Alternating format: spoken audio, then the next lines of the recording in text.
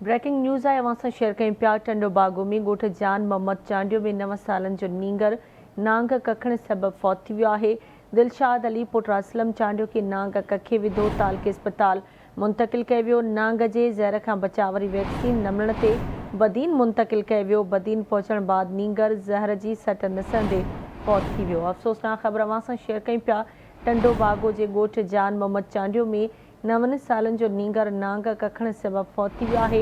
दिलशाद अली पुट असलम चांडियो खे नांग कखे विधो, जंहिंखे तालुके अस्पताल मुंतकिल कयो वियो। नांग जे ज़हर खां बचाव वारी वैक्सीन न मिलण ते बदीन मुंतकिल कयो वियो। बदीन पहुचण बाद नींगर ज़हर जी सट नसंदे फौत थी वियो।